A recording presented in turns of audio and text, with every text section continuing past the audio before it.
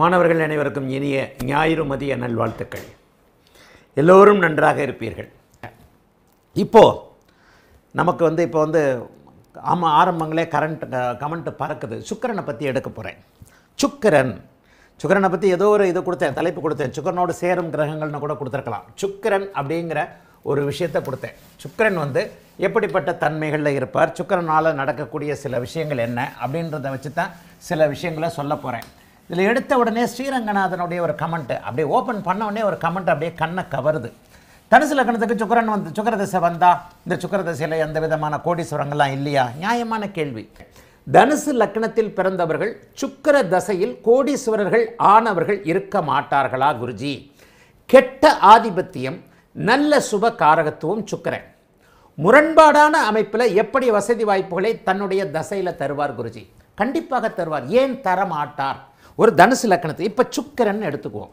இப்போ நம்ம பேச போகிற டாப்பிக்கு ஒரு 2 வாரம் அல்லது 3 வாரம் சுக்கிரனை பற்றி எப்படி வேண்டுமானாலும் பேசுவோம். தசையில் பேசுவோம், இணைவில் பேசுவோம், ஒளியில் பேசுவோம், நீச்சத்தில் பேசுவோம், உச்சத்தில் பேசுவோம், சுத்த பாபத்துவத்தில் பேசுவோம், அருமையான சுபத்துவ தன்மையில் பேசுவோம். இப்போ இவர் கேட்குற மாதிரி தனுசு லக்னம் மீன லக்னமாக கூட வச்சுக்கலாம். ரெண்டும் ஒன்று தான். தனுசு லக்னத்துக்கு அவர் கடனை கொடுக்கக்கூடியவர். 2 பக்கமுமே கடன், நோய், வம்பு, வழக்கு, அசிங்கம், கேவலம், எதிரி, விபத்து போன்ற அமைப்போலே கொடுக்கக்கூடியவர். இரக்கமே காட்ட மாட்டார் தனுசு லக்னத்திற்கும் இவருக்கும். ஆனால் எந்த ஒரு சூழ்நிலையில் தன்னுடைய கரங்கள் கட்டப்பட்ட நிலைகளில் கிரகங்கள் இருக்கிறதோ, எப்பொழுது தன்னுடைய கரங்கள் கட்டப்படுகின்ற நிலைமைகளில் கிரகங்கள் இருக்கிறதோ அப்போது அவர்கள் நல்ல பலனை தருவார்கள் என்பது ஒரு விதி. சுக்கிரனை பற்றி நடத்தும் போது நான் என்ன சொல்லியிருக்கிறேன்? தனுசு லக்னமாக இருந்தாலும் அவர் எந்த இடத்துல இருந்தாலும் அவர் நல்ல பலனைத்தான் செய்வார். அவருடைய இருப்பை சுபத்துவப்படுத்துவார். ஆனால் அவருடைய ஆதிபத்தியங்களை தருவார். அப்போ ஸ்ரீரங்கநாதன் கேட்கக்கூடிய இந்த கேள்விக்கு தனுசு லக்னத்திற்கு இப்போ நான் கமெண்ட்டாக படிக்க போகிறது இல்லை. இப்போ இந்த விஷயத்தை நான் வேறு மாதிரி கொண்டு வர போகிறேன்.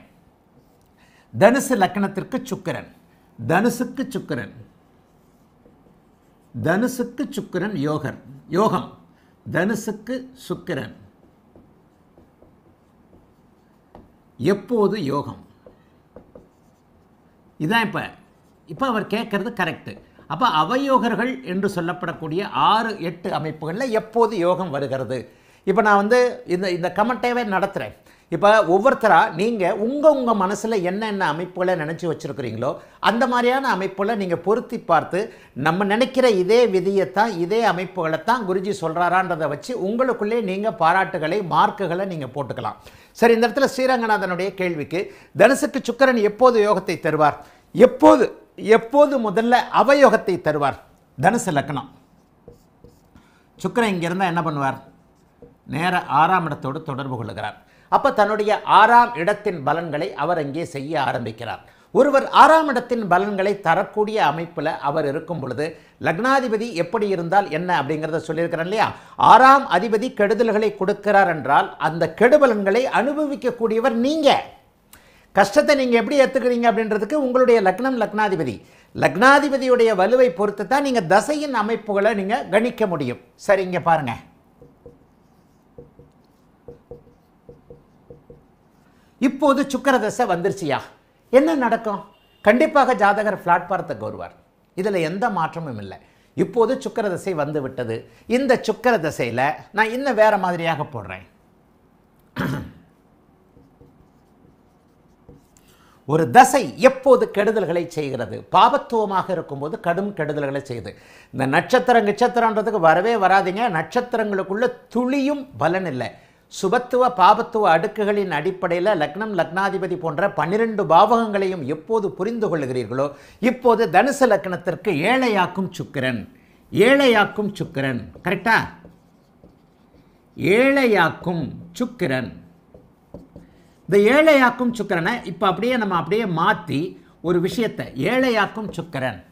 தனுசு லக்னத்திற்கு சுக்கிரன் எப்படி ஏழையாக்குகிறார்? ஆறாம் அதிபதியுடைய தசை வரப்போகிறது. ஆறாம் அதிபதியோட தசை எந்த வயசில் வருகிறது அப்படிங்கிறத வச்சு நீங்கள் சில விஷயங்களை உணர்வீங்க. இப்போ இந்த இடத்துல என்ன போட்டிருக்கிற, நேரடியாக ஆறாம் பாவகத்தோடு சுக்கிரன் தொடர்பு கொண்டு இருக்கிறார் என்று போட்டிருக்கிறேன். சரி, ராகுவை இங்கே போட்டாச்சு, அப்போ இங்கே கேது வந்துடும். லக்னாதிபதியை நீச்சம்னு போட்டாச்சு, சனியின் பார்வையை போட்டாச்சு, அப்போ இந்த இடத்துல செவ்வாயின் பார்வையை ஒரே நேரத்தில் போடுறேன். ஒரே நேரத்தில் சனி செவ்வாய் ஆகிய 2 பேருடைய அமைப்புகளில் சுக்கிரனுக்கு 12ஆம் இடம் மறைவு இல்லை என்றாலும் கூட இந்த இடத்துல சரி, இதை வேற மாதிரி கூட போடலாம். இருங்க, சுக்கிரன் நீச்சனுடைய வீட்டில் இருக்கிறார். இந்த இடத்துல நீச்சன் பார்க்கிறார் அப்படி இப்படின்லாம் கூட எடுத்துக்க வேண்டாம். சுக்கிரன் நீச்சனுடைய வீட்டில் இருக்கிறார், சுக்கிரனை சனி பார்க்கிறார். இந்த சுக்கிரன் ஸ்தான பலத்தை இழந்து, அதாவது கிட்டத்தட்ட 12ஆம் இடத்துல அவர் பகை என்கின்ற ஒரு அமைப்பிலிருந்து 6ஆம் இடத்தை தொடர்பு கொள்ளும் பொழுது இந்த இடத்துல எந்த சூழ்நிலையில் உங்களுக்கு சுக்கிர தசை வரும் அப்படிங்கிறத பருவத்தில் எப்போ சுக்கிர தசை வரும், சுக்கிர தசை எந்த இடத்துல வந்தால், சந்திரன் வந்து எந்த இடத்துல இருந்தால் சுக்கிர தசை பருவத்தில் வரும். இந்த மாதிரியான அமைப்புகளை நீங்கள் பார்க்கும் பொழுது சுக்கிர தசை வருவதற்கான நல்ல அமைப்பு இங்கே விசாக நட்சத்திரம், அனுஷம் கேட்டேன். இப்போ இந்த இடத்துலேயே கூட சந்திரனை போடலாம், அல்லது இங்கே சந்திரனை போட்டுக்கலாம். சந்திரனை இந்த இடத்துல நீங்கள் போட்டிங்கன்னு வைங்க, ரேவதி நட்சத்திரம் வரும். ரேவதி நட்சத்திரத்துலேயோ உத்திரட்டாதி நட்சத்திரத்துலேயோ சந்திரன் இங்கே இருக்கிறான்னு வைப்போம். இது ஒரு கற்பனை ஜாதகமாக வந்துருச்சு. ஏற்கனவே சனி வந்து சூரியனோட சேர்ந்திருந்தால் அவர் பார்க்கின்ற அத்தனை சுக்கிரன் அங்கே போடும்போது அங்கே வர முடியாது. சரி, இருங்க. இப்போ இந்த இடத்துல சுக்கிரனுடைய தசை, சூரியன் புதன் இவர்கள் முக்கூட்டு கிரகங்களுடைய இயக்கத்தின் அடிப்படையில் வந்து சுக்கிரன் இங்கேயே சந்திரனோடு இருக்கிறார் என்று வைத்துக்கொள்வோம். சுக்கிரன் இங்கேயே சந்திரனோடு இருக்கிறார்.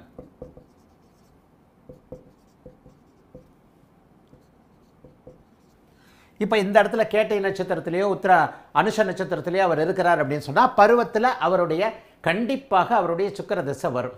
இப்போ இந்த இடத்துல பாருங்கள், நீச்சனோடு இருக்கிறார், அமாவாசை சந்திரனோடு இருக்கிறார். அப்படியே சூரியன் புதன் சுக்கிரன் 4 பேரும் இந்த இடத்துல அமைந்திருக்கின்ற இந்த அமைப்பு சுக்கிர தசையை பருவத்தில் கொண்டு வரக்கூடிய ஒரு அமைப்பு. ஒரு 30 வயசில் சுக்கிர தசை வருதுன்னு வைங்க. இந்த இடத்துல லக்னாதிபதி கெட்டு எல்லாம் கெட்டு இருக்கின்ற இந்த அமைப்பு கண்டிப்பாக ஜாதகருக்கு தரித்திரம், ஏழ்மைத்தனம் என்பதை நிச்சயமாக கொடுக்கும். இதில் எந்த மாற்றமும் கிடையாது. ஜாதகங்களை செக் பண்ணி பார்த்துக்கங்க. ஒரு கடுமையான தரித்திர அமைப்புகளில் இருக்கக்கூடியவருக்கு ஒரு ஜாதகத்தில் எப்படிப்பட்ட அமைப்புகள் இருக்குன்றது இதற்கு ஒரு உதாரணம். லக்னாதிபதி 8 டிகிரிக்குள் நெருங்கி இருந்து குருவோடு இந்த இடத்துல என்ன ஒன்று ஸ்தானபலம் என்கின்ற ஒரு அமைப்பு கெட்டு போனாலும் கூட 2ஆம் நிலையாக திக்பலத்திற்கு அருகில் இருக்கிறார்னு வச்சுக்கலாம். அப்போ அந்த திக்பலத்திற்கு அருகில் இருக்கிறார் என்கின்ற நிலைமை என்ன செய்யும் அப்படின்னு சொன்னால் ஓரளவுக்கு அவருக்கு ஏதோ சாப்பிட்ற அளவுக்கு கொண்டு போய் கொடுக்கும். அப்போ இந்த இடத்துல சுக்கிரதசை, சூரியதசை, சந்திரதசை எல்லாமே சுத்தமாக கெட்டுப்போன ஒரு சூழ்நிலையில் ஜாதகர் கடுமையான உடல் உழைப்பாளியாகவோ, குற்றவாளியாகவோ, பிழைக்க தெரியாதவராகவோ, பிச்சை எடுப்பவராகவோ ஏதேனும் ஒரு சூழ்நிலையில் மனம் பாதிக்கப்பட்டவர். சந்திரன் பாதிக்கப்பட்டிருக்கிறார் இல்லையா, சந்திரன் பாதிக்கப்பட்டிருக்கிறார், மனமும் பாதிக்கப்பட்டு ராசியும் பாதிக்கப்பட்டு, ராசிநாதன் பரிவர்த்தனை என்கின்ற ஒரே அமைப்பு இருக்குது. ஆனாலும் பரிவர்த்தனை இந்த இடத்துல பெரிய அளவில் செயல்படாது. ஏன்னா இங்கே பரிவர்த்தனை அமைப்போல கண்டிப்பாக செயல்படாத தன்மைகள் இருக்கின்றன. ஏன்னா சுத்தமாக சூரியன், சுக்கிரன், புதன் அனைவரையும் அங்கே சனியும் பார்க்கிறார். இந்த அமைப்பில் சுக்கிரன் நிரந்தர தரித்திரனாக இந்த ஜாதகரை ஆக்குவார். சுக்கிர தசையில் சுக்கிரன் ஆக்கல, சுக்கிர தசையிலையும் இதாக இருக்காது, சூரிய தசையும் நல்லா இருக்காது, சந்திர தசையும் நல்லா இருக்காது. பிறந்ததுலேருந்தே புதனும் 12ஆம் இடத்துல, புதன் திக்பலத்துக்கு பக்கத்தில் இருக்கிறார்னு வச்சுக்கிட்டாலும் இங்கே புதனும் அமாவாசை சந்திரனோடு சேர்ந்து இருக்கிறார். புதன் சுக்கிரனோடு இணைந்திருக்கின்ற காரணத்தினால் ஓரளவிற்கு ஏதாவது கல்வி அமைப்புகளில் ஒரு 10th, 10th, +2 அப்படின்ற மாதிரியான கல்வி அமைப்புகளை கொடுத்து, அதனை அடுத்து கேது திசையில் கொஞ்சம் ஒரு மாதிரியான சூழ்நிலைகளை கொடுத்து, சுக்கிர திசையில் கடுமையான நெகட்டிவ் அமைப்புகளை இந்த ஜாதகருக்கு நிச்சயமாக தரும். ஆக எல்லா இடத்துலையும் நான் ஒரு தசை அமைப்புகள், ஒரு கிரக அமைப்புகளை எவ்வளவு கஷ்டங்களை தரும் என்பதற்கு உதாரணமாக நான் லக்னத்தை முன்னிறுத்தி வைத்துக் கொள்கிறேன் என்பதை மாணவர்கள் இப்போ நல்லா கவனிக்கணும். அப்போ லக்னத்தை முன்னிறுத்தி தான் பலன்களை இங்கே போடுறேன். ஏன்னா இந்த இடத்துல நீங்கள் பிச்சைக்காரர், இயலாதவர், கஷ்டப்படுகின்றவர், கடன்காரர் என்பதை லக்னம் மட்டுமே உறுதி செய்யும். இந்த இடத்துல தான் ஜோதிடத்தில் என் மாணவர்கள் தனித்து தெரிவிங்க. இதனால் வரை இந்த மாதிரி சொல்லிக் கொடுக்கப்படலை. இதனால் வரை மூல நூல்களாக இருக்கட்டும், அவங்களா இருக்கட்டும், இவங்களா இருக்கட்டும், யாரும் அப்படி சொல்லலை. அந்த கிரகம் நல்லா இருந்தால் ஓகோன்னு இருக்கும், இந்த கிரகம் நல்லா இருந்தால் ஓகோன்னு இருக்கும். ஃபஸ்ட்டு குவாலிட்டி நீங்கள் யார்? நீங்கள் பிறக்கும் போதே தசாபுக்திகளின் அடிப்படையில் பணக்காரராக இருக்க பிறந்தவரா, பணத்தை அனுபவிக்க பிறந்தவரா? ஆக தரித்திரர் யார் என்பதை இப்போது சொல்லிட்டேன். தரித்திரர் யார் என்பதை இப்போது சொல்லிட்டேன் இல்லையா? அப்போ இந்த இடத்துல ரங்கநாதன் கேட்ட மிகப்பெரிய பணக்காரர், சுக்கிரனால் அதீத சுக்கிர தசையில் அதீத நல்ல அமைப்புகளை கொண்டவர். முதல்ல அந்த எதிர்மறையாக சொல்லி கொடுக்குறேன், நல்லா புரிஞ்சுக்கங்க. சுக்கிரனை மட்டும் நான் இங்கே பண்ணலை, லக்னத்தை போட்டிருக்கிறேன், சுக்கிரனுடைய பார்வைகளை போட்டிருக்கிறேன், சுக்கிரனுடைய இருப்பை போட்டிருக்கிறேன், சுக்கிரனுடைய இந்த இடத்துல சுக்கிரனோடு சேர்ந்த கிரகங்கள்னு வந்துடும். நம்முடைய தலைப்பு சுக்கிரனோடு சேர்ந்த கிரகங்கள் நினைக்கிறேன். சுக்கிரனோடு சேர்ந்த கிரகங்கள் என்பது இந்த வார தலைப்பு. இந்த இடத்துல பாருங்கள், சுக்கிரனை வந்து 6ஆம் இடத்தோடு தொடர்பு கொண்டவராக போட்டிருக்கிறேன். 12லிருந்து 6ஆம் இடத்தோடு தொடர்பு கொண்டிருக்கிறார். சுக்கிரனுக்கு 12ஆம் இடம் மறைவு ஸ்தானம் இல்லை என்பதை இங்கே நினைவில் கொண்டு சுக்கிரன் நீச்சனுடைய வீட்டில் அமர்ந்திருக்கிறார். சுக்கிரன் நீச்சனோடு இருக்கிறார். சுக்கிரன் அமாவாசை சந்திரனோடு இருக்கிறார். சுக்கிரன் 6ஆம் இடத்தோடு தொடர்பு கொண்டிருக்கிறார். சுக்கிரன் சனியின் பார்வையில் இருக்கிறார். இவைகள் எல்லாவற்றையும் விட மேலாக இந்த லக்னாதிபதி வலுவின்றி இருக்கிறார். சரி, ஒரே அமைப்பு, ஒரு சின்ன அமைப்பு இது எல்லாத்தையும் கொஞ்சம் மாற்றும்.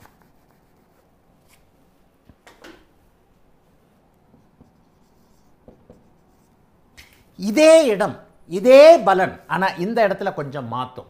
ஜாதகர் கடன் தொல்லைகளில் கிடக்கிறார். பேசிக்கான சில விஷயங்களை வச்சிருக்கிறாரு. ஜாதகர் கடன் தொல்லைகளில் இருக்கிறாரு. கோவில் வாசலில் பிச்சைக்காரனாக இல்லை. ஒரு 10,000 15,000 அமைப்புகளில் இருக்கக்கூடியவராக அவர் இல்லை. ஆனால் இந்த இடத்துல குரு லக்னத்தை பார்த்து, இந்த இடம் லக்னம் சுபத்துவமாக இருக்கிறது, சனியும் சுபத்துவமாக இருக்கிறார். சனியின் பார்வை இங்கே கொஞ்சம் குறையும். ஜாதகர் சனியின் தொழில்களில் கடன்காரனாக சுக்கிரனுடைய தசையில் இருக்கிறார். சுக்கிரனுடைய தசையில் சமாளித்து கொண்டிருக்கிறார். ஓரளவுக்கு இது வேல்யூபிள் உள்ள ஜாதகம். இந்த மாற்றத்தை இப்போ நான் போடுற ஒரு சின்ன மாற்றத்தை ஜாதகம் நம்ம வந்து இவங்க புரிஞ்சுக்கணும்னு நினைக்கிறேன். இந்த ஒரு இடத்துல சுக்கிரனுடைய தன்மைகள் கொஞ்சம் மாறும். அப்படியே இதை விட இந்த அளவுக்கு இல்லாமல் அப்படியே குரு இங்கே இருக்கிறாரு. குரு செவ்வாயை பார்த்துட்டாரு, குரு இங்கே பார்த்துட்டாரு, அதிகம் கிரகங்களை இங்கே தொடர்பு கொண்டு விட்டார். என்ன இருந்தாலும் லக்னாதிபதி லக்னத்திற்கு கேந்திரத்தில் ஆட்சியாக இருக்கின்றார் என்கின்றதன் அடிப்படையில் கடன் தொல்லைகள் இங்கே இருக்கின்றன. கட்டுக்குள் இருக்கக்கூடிய அளவிற்கு கடன் தொல்லைகள் இருக்கின்றன. இந்த பாயிண்ட் ரொம்ப ரொம்ப முக்கியம். ஆக ஒரு பிச்சைக்காரர், ஒரு இயலாதவர், ஒரு கடன்காரர், சமாளித்து கொண்டே இருக்க முடியாதவர், வாழ்க்கையில் முன்னேறவே முடியாத அமைப்பில் இருப்பவர் இந்த நிலைமையில் இருக்கிறார் என்றால்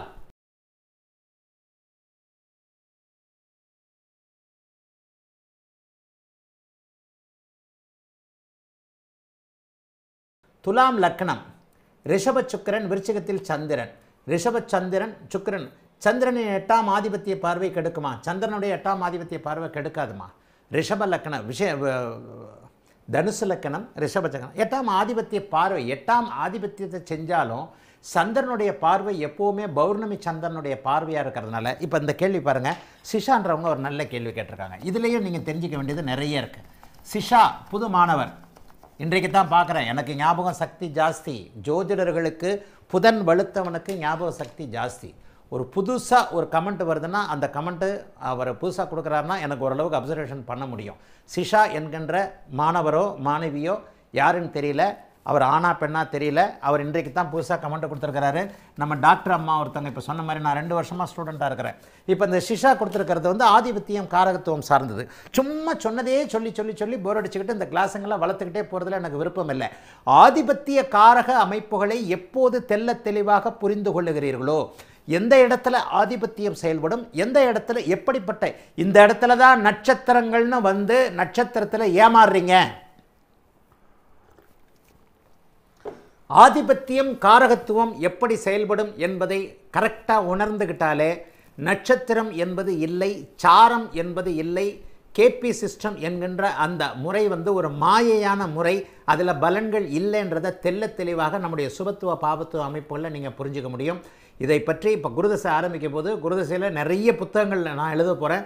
குருதசை ஆரம்பித்தோடனே என்னுடைய புத்தகங்கள் நிறைய வெளிவரும். குருதசையில் ஒரு பெரிய அமைப்பில் ஜோதிடத்தில் ஒரு மாற்றம் கண்டிப்பாக வரும். இப்போ நான் இந்த கேள்விகளுக்கு, இந்த சிஷா தனுசு லக்னம், ரிஷப சுக்கிரன், விருச்சிகத்தில் சந்திரன், சந்திரனுடைய 8ஆம் ஆதிபத்திய பார்வை கெடுக்குமான்னு கேட்குறார். இப்போ இதை ஒன்று மட்டும் இல்லை, தனுசு லக்னம், சந்திரனுடைய 8ஆம் ஆதிபத்திய பார்வை. இப்போ சுக்கிரன் இங்கே இருக்கிறார். இப்போ இது பௌர்ணமிக்கு பக்கத்தில் தான் அவர் கண்டிப்பாக இருப்பார். ஒன்று வைகாசி விசாகமாக இருக்கணும், இல்லை இந்த இடத்துல இந்த 2-3 இடங்களில் தான் சூரியன் இருப்பார். அப்போ இந்த இடத்துல என்ன நடக்கும்? சந்திரன் சுக்கிர தசையில் சந்திரன் வழியாக 8ஆம் ஆதிபத்திய அமைப்புகள் நடக்கத்தான் செய்யும். ஆனால் 8ஆம் ஆதிபத்தியம் சுபத்தன்மையோடு இருக்கும். 8ஆம் ஆதிபத்தியம் என்பது என்ன? இந்த இடத்துல 6 8 கனெக்ட் ஆகுது. 8 6 11ஆம் பலன்கள் இந்த இடத்துல நடக்காது. ஏன்னா 11ஆம் வீட்டிற்கு 8ல் அவர் போய் மறைகிறார். அப்போ 8ஆம் அதிபதி அவரை பார்க்கிறார். இந்த ஒரு அமைப்பை லக்னத்தை வச்சு தான் நீங்கள் தீர்மானம் பண்ண முடியும். மறுபடியும் நான் லக்னத்துக்கு தான் வந்துடுவேன். இந்த இடத்துல சூரியன் புதன் இந்த இடத்துல தான் இருப்பாங்க. அப்போ இந்த இடத்துல நீங்கள் சூரியன் புதனை இந்த இடத்துல போட்டுக்கோங்க. இது பௌர்ணமிக்கு, மேஷத்து பௌர்ணமிக்கு, அதாவது சித்ரா பௌர்ணமிக்கு 2 நாள் கழிச்சு நீங்கள் எடுத்துக்கலாம். 8ஆம் அதிபதி இங்கே சுபத்தன்மையோடு இருப்பதால் இந்த இடத்துல மைனூட்டான சில விஷயங்கள் இருக்குது. என்ன மைனூட்டான சில விஷயங்கள் இருக்கு?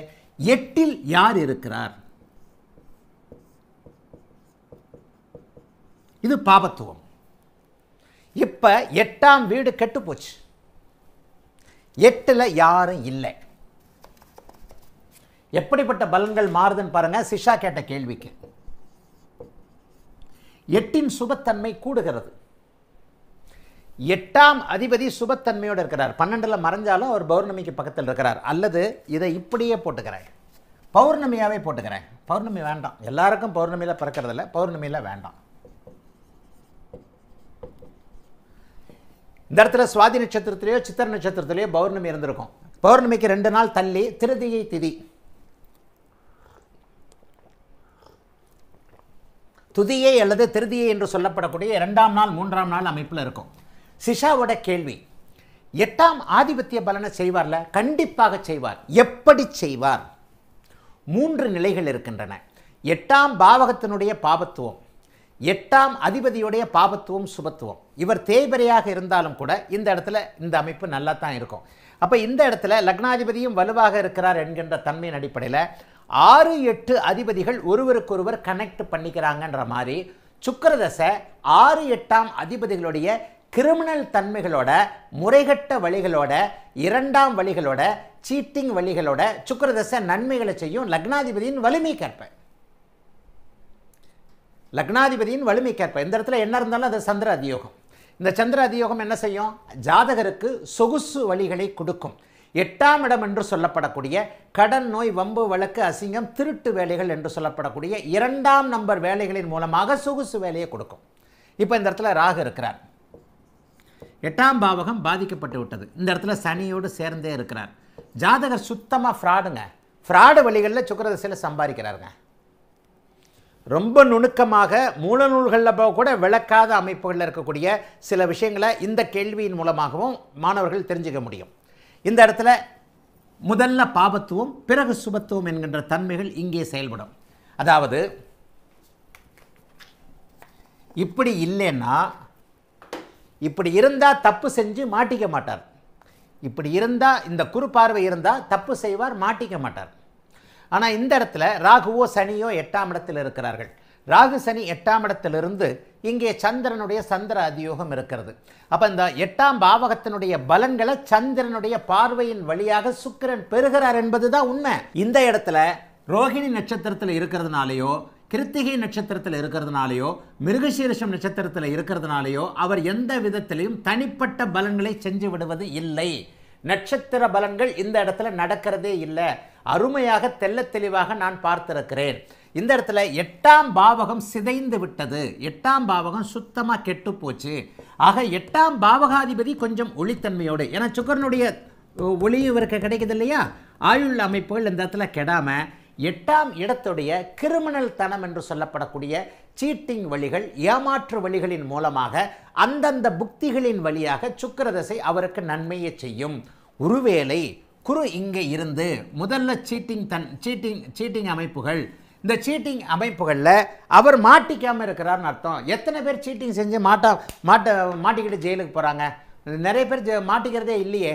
ஏதாவது ஒன்றும் இல்லை, அப்படி இப்படின்னு பண்ணி அப்புறம் மேக்கப் பண்ணி அப்புறம் ஜெயிலுகளுக்கு போகிற மாதிரி வந்து அப்புறம் சமாதானப்படுத்துகிற மாதிரி பண்ணி. உதாரணத்துக்கு ஒன்று சொல்கிறேன். வேலை வாங்கி தரேன்னு ஒருத்தர் சீட்டிங் பண்ணுறார். 10 லட்ச ரூபா உங்ககிட்ட வாங்கிடுறார். வேலை வாங்கி தரேன், நீங்களும் கம்ப்ளைண்ட் கொடுக்க மாட்டீங்க. வேலை வாங்கி தரேன்னு உங்கள் 10 லட்ச ரூபாயை அவர் ஏமாத்துறாரு. ஏமாற்றிட்டு என்ன பண்ணுறாரு? ஏமாந்தோம் அப்படின்னு நீங்கள் தெரியறதுக்கே 2-3 வருஷம் ஆகுது.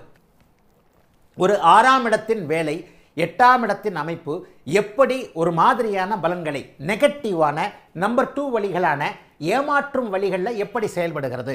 இந்த இடத்துல 8ஆம் அதிபதி, இந்த இடத்துல 6ஆம் அதிபதி. 6ஆம் அதிபதி சுபராக இருக்கிறார், 8ஆம் இடம் பாவத்துவமாக இருக்கிறது.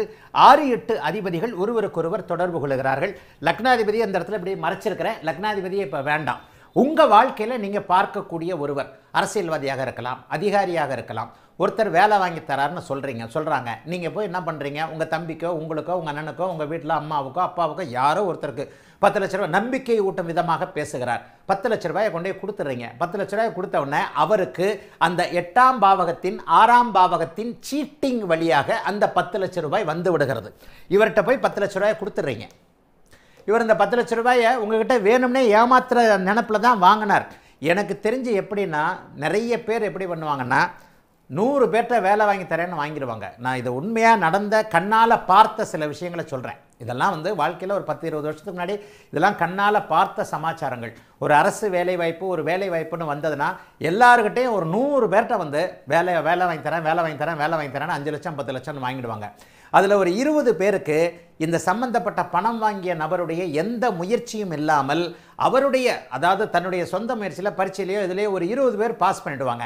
இந்த 20 பேருடைய பணம் லஞ்சமாக வாங்கினவருக்கு போயிடும். மிச்சம் 80 பேரோட காசை கொஞ்சம் கொஞ்சமாக இழுத்தடிச்சு 5000 10,000 5000 10,000ன்னு திருப்பி கொடுப்பாரு. அதுவும் வட்டி கூட இல்லாமல் ஓசியாக திருப்பி கொடுத்த மாதிரி போகும். இப்போ இந்த இடத்துல இந்த ஜாதகர், இப்படிப்பட்ட ஜாதகர் தன்னுடைய 8ஆம் வீட்டின் ஏமாற்றுத்தனத்தை தான் அப்படியே வாங்கி அனுபவிக்கிறார். சுக்கிரனுடைய வசதி. 10 லட்ச ரூபா லஞ்சம் வாங்குறார். 10 லட்ச ரூபா லஞ்சம் வாங்கினோன்னு என்ன நடக்கும்? கார் வாங்குவார். சுக்கிரனுடைய கார் 5 லட்ச ரூபாய்க்கு ஒரு கார் வாங்குறார். பந்தாவாக செலவு பண்ணுறார்.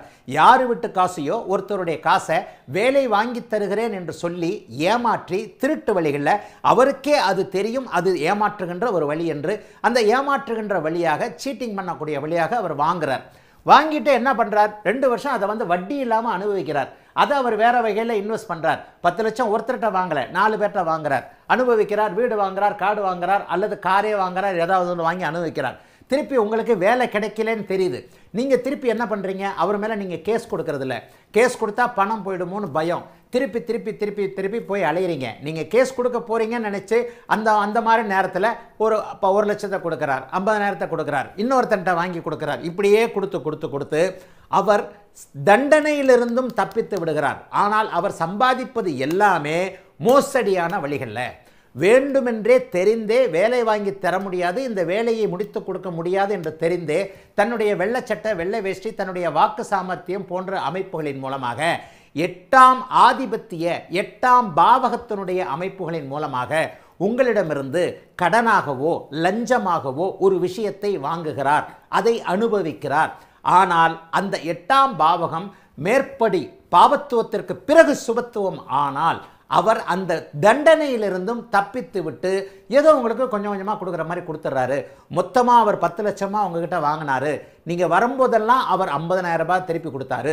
ஒரு 10 லட்சத்திற்கு நியாயமாக வட்டின்னு போனாலே 20,000 30,000 மாதம் அவர் திருப்பி கொடுக்கணும். அந்த வட்டியெல்லாம் அவர் சொகுசாக அனுபவித்தார்.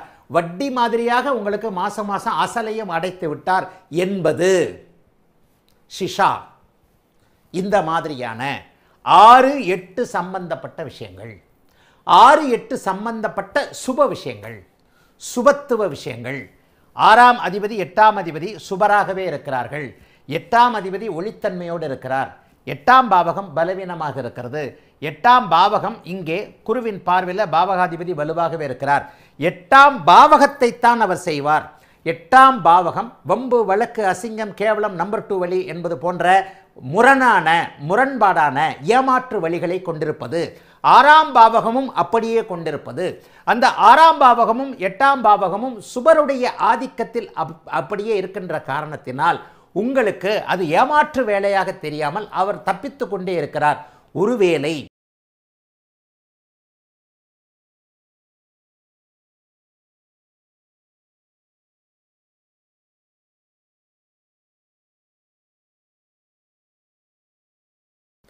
சுக்கிரனின் சுபத்துவம் மற்றும் பாபத்துவத்தை எப்படி அறிவது? இந்த இடத்துல பாருங்க, சுக்கிரன் செவ்வாய் சனியோடும் இணைந்திருக்கிறார், ராகுவோடும் குருவின் பார்வையிலும் இருக்கிறார்.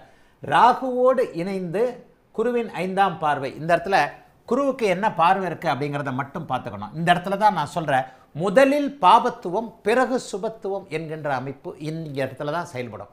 இந்த இடத்துல நீங்கள் லக்னத்திற்கு ஏற்றார் போல தான் பார்த்துக்கணும். முதல்ல சுக்கிரன் கெட்டு போனார்னு தான் அர்த்தம்.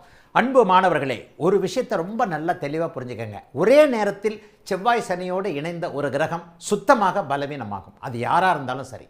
அதே நேரத்தில் இந்த இடத்துல இரட்டை நிலைகளாக சுக்கிரன் செயல்படுவார். ஒருவேளை இவர் இல்லை, இது அற்புதமான பிருகுமங்கல யோகமாக செயல்படும். சனி இங்கே இல்லைன்னு சொன்னால் அற்புதமான, இந்த இடத்துல தான் மாணவர்கள் எல்லாரும் அப்படியே கன்ஃபியூஸ் ஆகிறீங்க, ரொம்ப கன்ஃபியூஸ் ஆகிறீங்க. திருப்பி திருப்பி திருப்பி திருப்பி எனக்கே போர் அடிக்கின்ற அளவாக எல்லாவற்றையும் இப்படியே சொல்லியோ வாழ்நாள் முழுக்க இப்படியே போயிடுமோ, இதே மாதிரியே நடத்தி வேறு புதிய விஷயங்களை இதுக்கடுத்து சொல்லிக் கொடுக்கவே முடியாமல் போயிடுமோ அப்படிங்கிற மாதிரியான சில சலிப்புத்தன்மைகள் வர்றது இந்த இடத்துல தான். எந்த இடத்திலும் மாறாமல் செவ்வாயும் சுக்கிரனும் சேர்ந்திருப்பது பிருகுமங்கல யோகம். இந்த பிருகுமங்கல யோகம் என்பது செவ்வாயை புனிதப்படுத்தி சுக்கிரனை அந்த அளவிற்கு ஒன்றும் குறைப்படுத்தாத, செவ்வாயும் சுக்கிரனும் சேர்றது கெடுதல் கிடையாது. இந்த இடத்துல பிருகுமங்கல யோகம் சிறப்பாக செயல்படும் லக்கணத்திற்கு ஏற்ப, அதுதான் ரொம்ப முக்கியம். இந்த இடத்துல குரு அணி லக்கணங்கள் என்று சொல்லப்படக்கூடிய தனுசு, மீனம், மேஷம், விருச்சிகம், கடகசிம்ம லக்கணக்காரர்களுக்கு இந்த அமைப்பு மிக அற்புதமாக பிருகுமங்கல யோகமாக செயல்படும். பிருகுமங்கல யோகம்னா என்ன? கட்டிடங்கள் சார்ந்த, பூமி சார்ந்த, நெருப்பு சார்ந்த, மருத்துவம், விளையாட்டு, அதிகாரம், கட்டிடம் சார்ந்த அத்தனை விஷயங்களையும் இவர் செவ்வாய் மிகப்பெரிய யோக பலன்களை தருவார். அதற்காக சுக்கிரன் பலம் இழப்பாரா அப்படின்னு கேட்டால் இல்லை. அவருடைய பாவகத்திற்கு ஏற்றார் போல இந்த இடத்துல கட்டிலம், காலை, கன்னிப்பெண் அப்படிங்கிற ஒரு அமைப்பை சொன்னேன். கன்னிப்பெண் காலை என்கின்ற அமைப்பை நீங்கள் நினைவுபடுத்தி கொண்டு இந்த இணைவு எந்த லக்கணமாக இருந்தாலும் நல்லா தான் இருக்கும். கூட குருவின் பார்வை வேற இருக்கு, சிறப்பாக இருக்கும். செவ்வாயுடைய காரகத்துவங்கள் இந்த இடத்துல வலிமையாக இருக்கும். சுக்கிர தசை என்ன செய்யும்? செவ்வாயுடைய கலப்பு பலன்களை செய்யும், செவ்வாயோடு கலந்த நன்மை பலன்களை செய்யும். சரி, இது முதல்ல பாபத்துவம், இது சுபத்துவம், பிருகுமங்கல யோகம். சரி, அவ்வளவும் கெட்டுச்சு. இந்த இடத்துல செய்யாது. சுக்கிரன் சுத்தமாக கெட்டு போனார், இந்த இடத்துல செய்யாது. அன்பு மாணவர்களே, மிக நுணுக்கமான விதிகள், எந்த இடத்துலையும் மூல நூல்களில் கூட சொல்லாத திருப்பல விதிகளை அப்படியே கரைச்சி குடிச்சிருக்கிறேன். வாழ்க்கையே இந்த மாதிரியான சுபத்துவ பாவத்துவத்தை ஆராய்வதிலேயே போயிட்டதுனால தெல்ல தெளிவான, அப்படி நெற்றிப்புட்டில் அடித்தார் போல நெற்றிப்புட்டில் வச்சு சுடுற மாதிரியான விதிகள்னு சொல்லுவேன். அவ்வளவு விதிகளும் மனசில் பரம்பொருள் எனக்காக கொடுத்த விதிகள். இந்த இடத்துல சுத்தமாக எதுவும் செயல்படாது. சனி பார்த்து விட்டாலே, செவ்வாயும் சனியும் ஒரு சேர சேர்ந்து விட்டாலே இந்த இடத்துல சுக்கிரனும் கெட்டு போனார், செவ்வாயும் கெட்டு போனார். சுக்கிர தசை என்ன செய்யும்? முதல்ல இந்த செவ்வாய் சனி சம்பந்தப்பட்ட அல்லது இதுக்கு எந்த லக்கணமோ அந்த லக்கணம் சம்பந்தப்பட்ட ஆதிபத்திய அமைப்புகளில் முதல்ல சுக்கிரன் கெடுத்து, முதலில் பாபத்துவம் பிறகு சுபத்துவம் என்பதன் அடிப்படையில் தன்னுடைய தசையில் முதல்ல கெடுத்துட்டு அதற்கு பிறகு லக்கணத்தை இனிமேல் போட்டு ஆதிபத்தியத்தை கனெக்ட் பண்ணிக்கணும். அதற்கு பிறகு சுக்கிரன் ஓரளவிற்கு முதல் 10 வருடங்கள், சில பேர் சொல்லுவாங்க 10 வருஷம் எனக்கு ரொம்ப டாப்பாக இருந்தது, முதல்ல 10 வருஷம் எனக்கு ரொம்ப மோசமாக இருந்தது, பின்னாடி ஒரு 10 வருஷம் கொஞ்சம் ஓரளவுக்கு பரவாயில்ல அப்படின்னு சொல்லுவாங்க. அந்த ஆதிபத்தியங்களை கலந்து இதில் சுக்கிரன் கெட்டுப்போனார், பிறகு ஏதோ ஒன்றின் மூலமாக, இதைத்தான் நான் சஷ்டாஷ்டக தசாபுக்திகளுக்கெல்லாம் கொண்டு வந்துருவேன். இந்த இடத்துல இவர்கள் கோணத்தில் இருக்கிறார்கள், சனியும் குருவும் ராகுவும் கோணத்தில் இருக்கிறாங்க. கேது இந்த இடத்துல 3ஆம் இடத்துல தான் இருப்பார். ஆனால் மற்ற கிரகங்கள் சஷ்டாஷ்டகமாக வருமாயின் அந்த சுக்கிரனுக்கு சஷ்டாஷ்டகமாக 6, 8, 12 மறைந்த கிரகங்களுடைய தசாபுக்தி அமைப்புகளில் சுக்கிரன் கண்டிப்பாக கெடுபலன்களை செய்து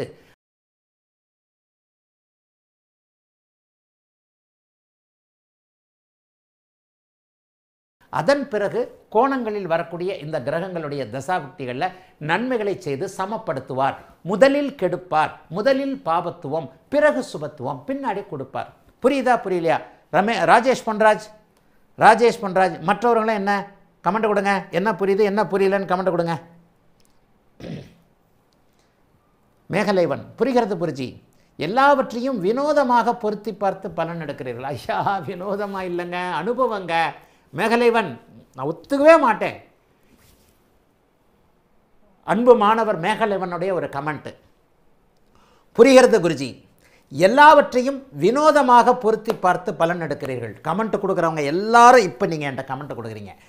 எதுலையாவது நான் லாஜிக்கு இல்லாமல் இவன் ஏமாத்துறான் நம்மளை, இவன் பாரு இவன் ஏமாத்துறான் வளர்றான் பாரு அப்படின்னு சொல்கிற மாதிரி ஒரு கோணத்திலேயாவது பலனை சொல்லியிருக்கிறேன்னா சொல்லுங்கள். வினோதமாக பொருத்தி பார்க்கிறேன் உண்மை, பட் அதில் லாஜிக்கல் இல்லாமல் இருக்கா? மனசார சொல்லவே மாட்டேன், உங்களை ஏமாற்றவே மாட்டேன், பொய் சொல்லவே மாட்டேன், எனக்கு தெரியாத சொல்ல மாட்டேன், நான் பார்க்காத சொல்ல மாட்டேன், நான் அனுபவிக்காத சொல்ல மாட்டேன். ஆனால் இப்படி பார்க்கும்போது ஒரு பிரமிப்பு வரும். வினோதமாக பொறுத்துறாரு, ஆமாம் இல்லை, ஆனால் என்றைக்குமே லாஜிக் இல்லாததை எனக்கு தெரியாததை நான் சொன்னதே கிடையாது. கமெண்ட் கொடுங்க. வினோதமாக பொருத்தி பார்க்குறேன் உண்மைதான், ஆனால் தெரிந்ததை மட்டுமே சொல்லுகிறேன், உணர்ந்ததை மட்டுமே சொல்லுகிறேன், சரி என்று அறிந்ததை மட்டுமே சொல்கிறேன் அப்படிங்கிறது தாங்க உண்மை. மாணவர்களுக்கு ஒரு இது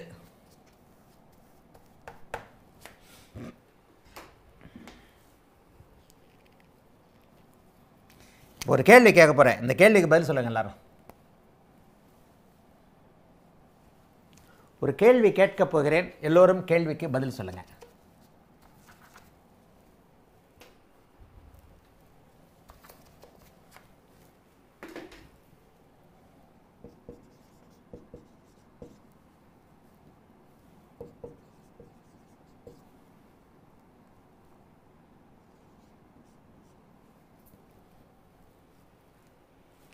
அறுபது 70 வயதில் இவருக்கு சுக்கிரதசை வருது. இதுதான் சுக்கிரனுடைய நிலைமை. இந்த சுக்கிரதசையில் அவருக்கு என்ன நடக்கும்? 60 வயதுன்னு வச்சுக்கலாம், 50 வயதுன்னு வச்சுக்கலாம். 50 வயசுக்கு மேலே சுக்கிரன் நடக்குது. லக்னாதிபதினே போட்டேன், லக்னாதிபதி சுக்கிரன் சனியோடைய பார்வையில் இருக்கிறார். பதில் சொல்லுங்கள். கரெக்டாக மோஸ்ட்லி ஒன்றை வச்சு சொல்ல முடியாது தான், ஆனால் சுக்கிரனுடைய இயல்பை வச்சு இந்த இடத்துல அவருக்கு ஒரு 60 வயதில் நடக்கக்கூடியவருக்கு என்ன கிடைக்கும், 60 வயதுன்னு வேற சொல்லிட்டேன், என்ன கிடைக்கும், எப்படிப்பட்ட தன்மையில் கிடைக்கும், அவருக்கு என்ன இங்கே கிடைக்கும் என்பதை அப்படியே சொல்லுங்கள்.